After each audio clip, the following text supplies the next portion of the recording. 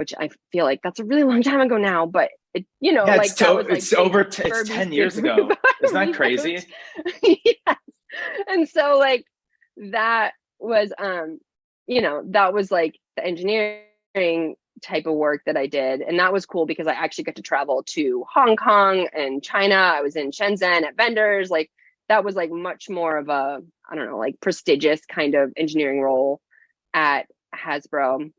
And I kind of discovered more about myself working in engineering, specifically that I like engineering, I do, but it wasn't enough for like all of me, right? And so I have a unique combination of like both right brain and left brain. So I would actually be a terrible engineer to design a bridge because I'm the kind of person where I love looking at data. I'll analyze data for a couple hours and then I'm going to take the last 30% and use my gut, which is like not the kind of person you want like building a bridge, right? Because like you need the person Right. that's going to double check those numbers like 400 times and be like 100% sure that that bridge is going to stand up. And that's just not the kind of person that I am. And so I'll like, even now in what I do, I'll spend a bunch of time doing research and then I'm like, you know what? Like, let's give it a whirl. Like, let's see.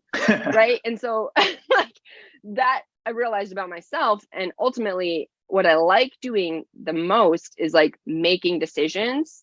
And so the decision makers at Hasbro aren't the engineers. The decision makers are the marketers because ultimately the toy doesn't need to be engineered that well. Like if you're building rocket ships, Right. the engineers are the decision makers because the rocket ship like needs to fly and not like burn up and cause a lot of problems or whatever. But if you're building toys, like the toy needs to sell or else you just wasted a buttload of money. And so I got really lucky in that they had like a rotational program. A bunch of people internally applied for it. I got selected. And so then I got to like switch through different types of marketing. And like no shocker, I landed in digital marketing, which is like data driven marketing, right? There's a ton of data on everything we do online. You guys know that this whole business that we're in now is basically predicated on that fact. And so Yes. I ended up in digital and I was working on Transformers at the time. And then I switched into Play-Doh, largely doing like website, lots of website adaptations for the 43 countries that Hasbro has Play-Doh in, running social media accounts, basically doing like big business, big international global marketing corporation type marketing, digital specifically. And so that's kind of how I got my start in marketing. And I haven't looked back. I've been in marketing now over however many years that is, probably like 8 years total in digital marketing now, in different So we parts. should. So this is actually a good way to to distinguish because obviously, like you don't work for anyone anymore, and like this No. marketing is like 1/1000th the I guess you could say the skill set and the stress in the employees. It's not obviously you're by yourself. You Yes. might have an assistant, but like that's as far as it Mm-hmm. really goes. So like when you were doing marketing at Hasbro, like explain that process. Like what was all involved? Was it like, oh, like, is it just you sitting and like making Facebook ads all day? Or was it like a lot of is it a lot of just like stupid meetings that go nowhere? Like, what Yeah. is that? I don't know what marketing is in the corporate sense because I've never worked for a company, right? So, I mean, I've done both. So after I left Hasbro, I did marketing for startups. And so I grew some startup companies over like a couple of years. And so I know kind of both sides of it. Hasbro marketing is like pushing paper, right? You're making PowerPoint decks, you're on calls with your market heads, trying to convince them to follow the strategy that you're laying out as a global brand leader. You're like managing agencies that are doing the actual work. And that's just kind of how it's run. Our digital department was like 20 people. And so you're managing the portfolio of like 100 brands across, like I said, 43 different markets. It is like the total that we had at the time. And it's just a lot. It's more like logistics than anything else. And like red tape. So like you want to do something, but it's got to get approved through 45 meetings and go all the way up the chain. And you're not involved in any of those meetings. You don't have your hands in anything.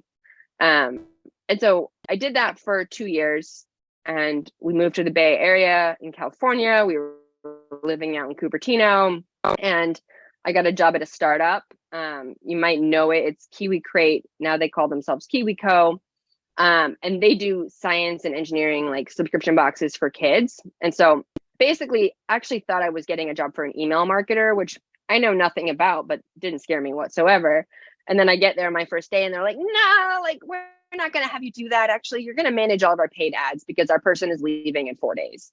And so basically got a crash course from her about all of this stuff.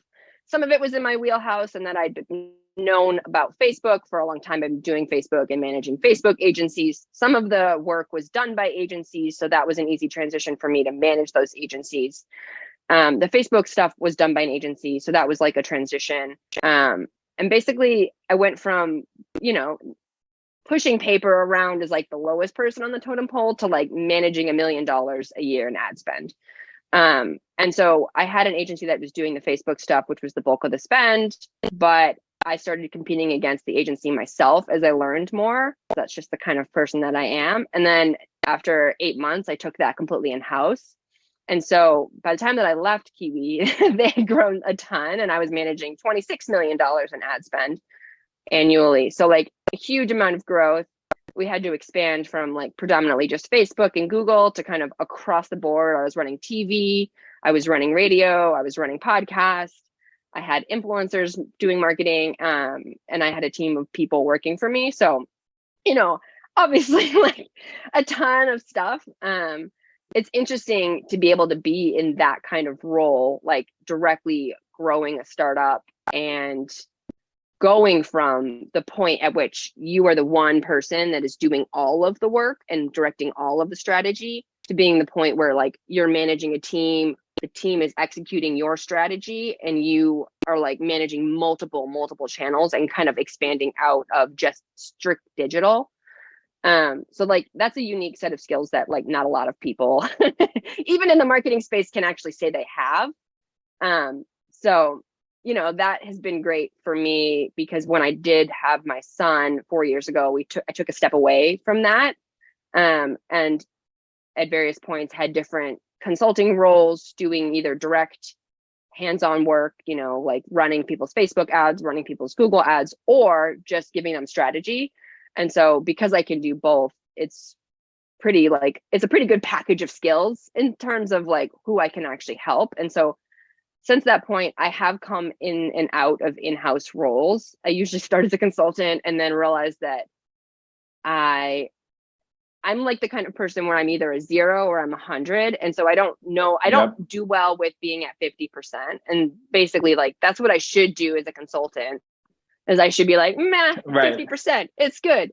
But if I get in a consultancy role and I like it, then I'm like 100. And then I'm like, so I've done consultant in-house at 2 different companies over the last 4 years, and helped them grow. And then at some point I'm like, okay, wait, I don't really want to do this 40 to 60 hours a week of grinding and being like actually having to like edit websites and send email sends and, like the whole thing, right? It's all of it. If you're at a startup, like there's nobody to do the work for you. Like you're doing the work, like you do it or no one does it. And so what's happened twice now is I've like got into a company and then I'm like, nope, got to get out of this. And I've done that twice before discovering this program. Kind of went through the revolving door of in a company, out of a company, in a company, out of a company through consulting. And I've also done things where I just do gigs, like doing like marketer hire work, hire a marketer, and like just get a certain number of hours a week, and work through them. So it just, it has gone up and down in that way. But since discovering this program, now I don't work 40 hours a week, and Right. I work when I want to. I have a young child, so I get to spend a lot of time with him during the day. I largely have worked at night and been a full-time mom slash parent during the day. Not full-time because my husband doesn't work either, but full-time in the sense of that is a pretty amazing tidbit. So like both you and your husband, like Matt, like you both now like quit your corporate jobs, and we're getting the most important detail, which is your backdrop, which probably now for the last however so minutes people are like, where is she? Where am I? You guys are in an RV, but not like an RV, like the price of a house RV. Yeah. Yeah. Yeah. So, I mean, Where did my that husband, come from? That just does not. It's just such a fascinating thing to me. Like some people are obsessed with the RV life. Like I'm not. Like I've just not been aware of like. I didn't even realize until you showed me a tour of your RV that RVs could be like that nice. So yeah. where did this idea come from? Like to Okay. go So, completely. yeah, no, it was totally fine. So, my husband and I, we were out in the Bay Area. Like, he worked at Apple. That's like 80 hours a week to 100 hours a week, very stressful.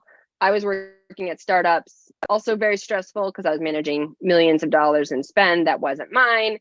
And we started like watching YouTube videos of people doing van life and traveling. And we had a young child, a baby at the time, and it just seemed like the kind of life that we wanted. Eventually, like our eventual plan is to like physically settle into an actual house with a foundation, but we have a young kid, so we don't need to do that now. We don't even know where it would be. And so we just decided that we were going to travel the US. And we started out with a fifth wheel, which is not what we have now, but it was kind of our stepping stone. We have a young person and we live with him full time. And so he's 4 now. We needed our own space. So like the whole idea of just a van, too small for us. Like there's a couple things on my non-negotiable list. One being he has a separate bedroom. The other being that I have a washer dryer. And so with those two things, you're kind of like already pushed into something that's over 30 feet in length from like an RV standpoint. So we were in a 40-foot fifth wheel. We started traveling in that, but then last winter, we're almost coming up on a year in this motorhome. So now it's a 44-foot Class A diesel motorhome. It's basically like a house on wheels. I have a dishwasher. I have a washer dryer. I have heated floors. Basically everything that I could. I'm so jealous about want. the heated floors. I'm always barefoot. And so my feet are always freezing, but now they're not. Like it's nice. I don't have to worry about that anymore. We lived in the fifth wheel for 2 years. We lived in a year stationary when he was still at Apple and we were in Texas. And then he left his job and we started traveling. So like we kind of like that was a big transition to go from like living in the Bay Area and renting to like traveling full time in an RV. And so we kind of took a year to like transition to an RV and living in an RV, but we didn't move it. And then we had to make the jump to, okay, we can't do this. He can't be working full time and be traveling full time. Like those two things don't work. And so we figured out how to make it work at that time I was doing like consulting gigs and consulting work for different companies. And so then we switched to traveling full time. And so I forget where I was going with that. I think it was about the floors, but I can't remember. No. So like you obviously both of you are at like in the RV. You both are like you're the one self-employed. Right. And so this the first type of like online, side business type thing you got into, or like have you ever done any type of internet? Like have you ever bought courses before, like mentorship? No. So I've never bought any online courses before. It's funny because the consulting thing sucks. I mean, I can do it. I could get a job tomorrow doing consulting for someone. There's no question about that. I could go and get someone to pay me $200 an hour to do consulting work. Like that's not a big deal. That's not what I want to do, right? I want to be able to kind of separate my life from needing to be on call for someone, needing to be on Zoom calls with clients and doing a bunch of like boring reporting work and whatever, right? I don't want to do that. And so for me, this was the first thing that really clicked. I was actually going down the path of doing a drop shipping business because I have every other piece other than the actual like physical drop shipping. That was the side that I needed to learn because I can do the ads, I can do the website, I can sell the stuff, I can run an Instagram page, right? Like all of the other things that you need to like build and create a brand, whether or not you make a physical product, I have all the other things. And so I was just going to do drop shipping, started looking down like rabbit holes of all of that. I don't even know how I stumbled, but I did. And then I watched your little how the best way to make money online video. And then I was like, it just clicked. So as soon as I saw that video, I was like, oh shoot, like I just wasted 6 weeks trying to figure out like what my drop shipping brand is. Like I could have already been doing this. And so as soon as I saw that video, I showed it to my husband.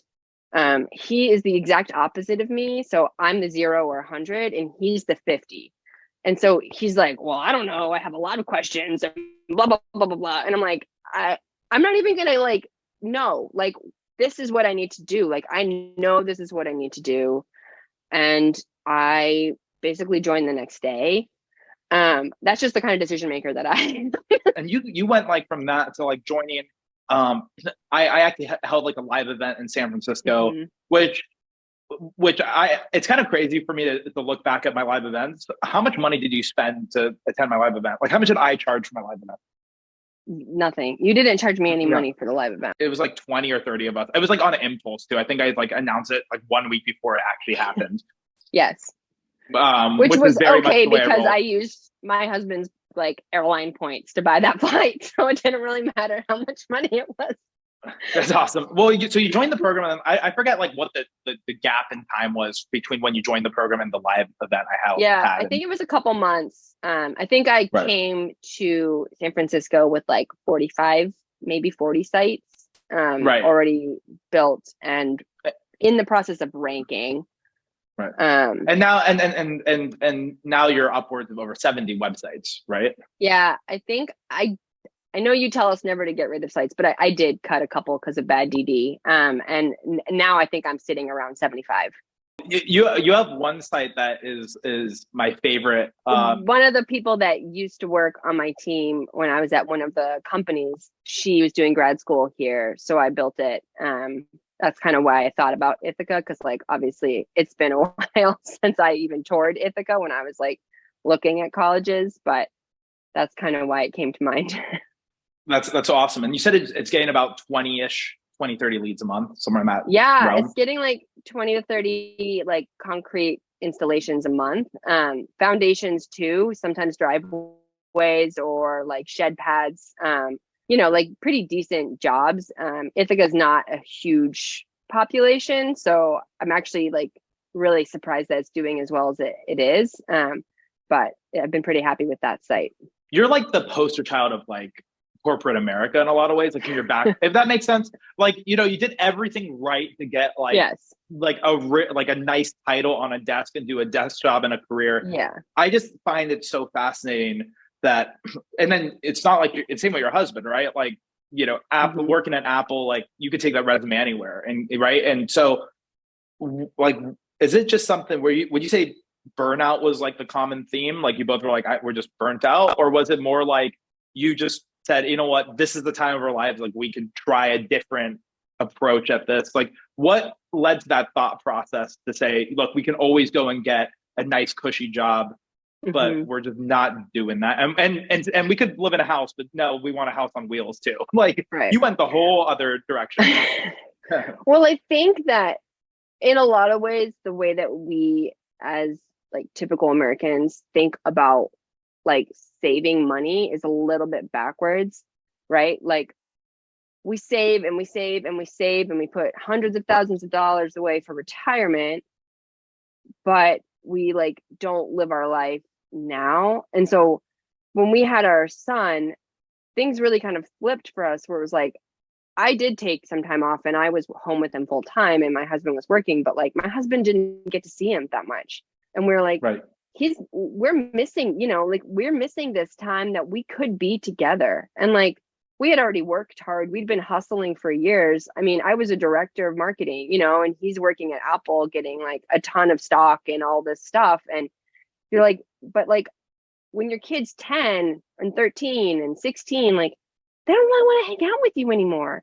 Like that would be a great time to have corporate jobs and never be home, because like your kid's kind of over you, but like he's a baby now. Like all he wants is to be with us. Like we should be with him now, and versus like hustling and hustling and hustling and saving for retirement. And so we kind of have had that mindset for a while, which is why we've made some of the choices we've made. But in terms of like getting into the RV specifically, it just feels right. Like we needed to do something that was for us and to be able to have that time with our son. Like our son is never like, he doesn't even know what it's like to like not have a parent there during the day, which is Right. kind of crazy. Like now we're actually right now we're in Myrtle Beach where my parents are living. And so like he like goes and stays with them for the day and we're like, oh my God, like what do we do? Like it's just so weird. And I know that not everybody is blessed enough to be able to do that, but finding your program and being able to like instead of working to just get money to kind of live this way, I'm working to build something that's mine. And so, you know, that I think was a pivot too of like, yes, I could get a consulting job and I could work 20 hours a week. But then that wasn't enough at the end of it because I was like, well, I want to work 20 hours a week. I'm happy to work 20 hours a week, but I want to work them when my kid's sleeping.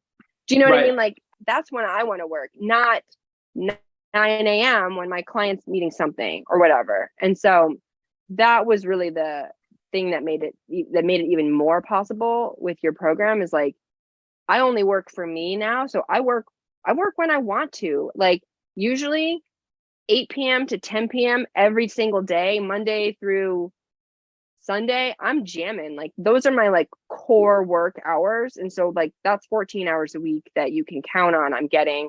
And then I can work during like little other pockets during the day. And that's kind of how I operate. So my life is just really flexible and we actually get to enjoy being in different places that we go and travel. Yeah. We've done 33 states in the last year. I mean, which is kind of maybe That a is little too incredible. fast, but like 33 states and 10 national parks. And like, I got to be there for that. I wasn't like sitting in the RV, like on client meetings, like we were, like I was when I first started traveling full time, you know, like that's not the way I wanted to do it after we started doing it. And we kind of learned that like, that kind of stinks. If like my husband and my son are like, see you mom, like have a good Totally. day. And like going exploring. Well, So and it's such a good point of like I remember actually the moment when I was really young, I think I was like 8 or 9 years old, but it like clicked for me is my mom worked at Merck Pharmaceuticals, and like she was a really, really good scientist. And because Merck had this lawsuit over some drug called Vioxx, mhm. and because of the outcome of that, which my mom had nothing to even remotely do with, but because of the outcome of that lawsuit, they had to lay off everyone at the like it was like 70 Yeah, people, 70% of the branch. And so my mom got laid off, and I was like, so you could work really hard, try to build all this like rank in a company, and yeah, then over something that you had nothing to do with, right. you can get let go. And that just like in my head made it, I just thought it was like the most unfair thing ever. I was like, so that was, I remember even like 8 or 9, like that young thinking like, okay, like this pathway is not as amazing as people think. Like, I think a Right. lot of times hard work gets glamorized, but I think it gets I think hard work is nice. And like, of course it's going to get you to a certain place in life, but it's about also like realizing you want to have 100% control over your decisions. And like a lot of Mhm. people work hard, but like a lot of people don't have, like you said, they don't get to make all the decisions and call the shot. Right. And that causes those situations where you could be really good in a career and you get laid off, or like, you know, there's a lot of people probably watching this who they want they want this, right? They want to be at Right. this place. And obviously like you've done a lot of, you know, the opposite. You've done a lot of working long hours, like being away. You've Mhm. done both sides. You had the freedom Right. thing.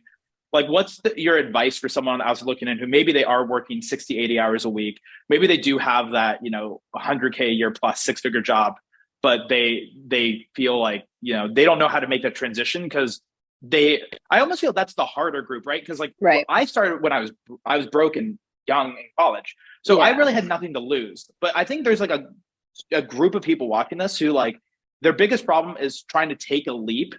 because it's like I don't want to leave. I already have a pretty semi-comfortable life, but it's like golden handcuffs, right? Mhm. Yes, for sure. I mean, I'm probably not the best person to ask that question to, because I'm the person that's like, take the leap. Like, you know what I mean? Right. Like, and that's just who I am, right? Like, I think it's like what, like halfway through November, and you can see like I've already decorated for Christmas. Like I'm all in. Like we're having the best Christmas ever this year. We're decorating November 1st. You know, like that's just me. But my husband is the other way, where he's like, well, I have a list of 16 things we need to address first. And I'm like, we just have to do it or we're not going to, you know, like ultimately that's, I think at a certain point what it comes down to. And I see it sometimes too with people like in your program that are like, well, like I'll be able to do that soon, or I'll be able to do that soon. And I'm like, just do it, you know, like you need to figure out how you're going to get from where you are to where you need to be. And sometimes that's going to require the like leap of faith. And so I guess to those people, I would say like, do the 70%, like do the research, think about it, like make a list of pros and cons. But then the last bit, that last chunk, 30%, like it just has to be your gut. And ultimately, like you can be in or you can be out. Like if you stay in this like middle zone, like you're just going to be holding yourself back on both things. I just don't think, I think people overthink decisions that aren't that big a deal. Like, I'm not even trying Right. to say, like, this is not me trying to say, like, oh, jump on my course. Like, it has nothing to do with my course. Like, it just has to do with, No, no, like, no. in general, like, it's crazy the level of decision making I'll do that I really don't think is a big deal. Like, you know, I took my parents to, my mom turned 60. So I took both my parents to Bali and then Singapore and Mm-hmm. then a bunch of places. And, you know, over like, oh, they wanted to stay. They were like, they were really enjoying Bali and they wanted to stay an extra day. And I was like, cool, like I'll just, you know, I'll just book us a flight a day later. And they're like, well, you can't refund. Yeah, they're like freaking out over the change fee, even Yeah. though, and I'm like, this is such a stupid way to live. Like we're all the way halfway across the globe. You got me to fly. I got like all these family members to fly out, Yeah. like over, and it was like over like $200, which Yeah. like I'm paying for it. So like, it's not even your money, mom and dad. So why do you care? Right. Like, But don't worry about it. but that's like the level of stress. Like everything is like a life crisis, right? Mm-hmm. And I kind of wanted to grow up and say like I would love to live. I think living stress free is such a wild mindset for me. Everything for me is about like how do I live with like the lowest amount of stress and like the highest amount of like doing things and not regretting. Like I would rather Right. do a lot of things and like yeah, I do things across the year that I go, oh, that was a bad idea or whatever. But I'm like, at least I did it and I have the data point to know that was stupid. It's like analysis paralysis, right? Like you can Yep. get stuck in the what ifs. You just have to do it, because if you don't and you keep that kind of safety net or whatever, I mean, I'm not saying that you can't like get started and then cut your safety net, but at a Right. certain Don't quit your point, like, job today. But like yeah. but at a certain point, like you're going to have to make that call of like, either you're all in or you're out, right? And I think that you have to make that decision and then go with it, right? And like I always do the thing to my husband, like, what's the worst case? Like, what's the worst case that could possibly happen? And because he's got that list in his head, he's got the 55 what ifs of like, well, what if this? What if that? What if that? And I'm like, okay, but like, worst case, worst possible case, this doesn't work. We lose all of our money. We have nowhere to live. I'm like, okay, in that case, like, what would we do? Well, we would move in with my mom and I would go work at a Home Depot as a greeter. Like, I don't care what I have to do to support my family, right? Like, I'm not even saying it should be I the Home love Depot because, I like, love how that was your conclusion. Not like I'm just gonna go back to Hasbro and I you're gonna know, go but back like, to Apple. worst case, like, everything goes to crap and I can't do marketing, right? Like, Yeah. ultimately, like, I'm the kind of person that I will support my family. Like, and I think all people are like that, right? Like, Yep. you're just gonna make it work. Like, you're gonna figure it out, like something bad happens today, you can't foresee it, you can't do what if, but like it happens, you're gonna make the best of it and move on. So like that's kind of my mentality, which I know is like maybe not super approachable for the people that are like in analysis paralysis, but like when I ask my husband that, he's like, oh, okay, but like I'm still worried. And I'm like, okay, but like it will be fine, like it will work out, everything always works out, because you have to not quit until it works out. Yep. Right? Like that's the key. Like that's the secret sauce. Is Yeah. like My you do it until it works. The end.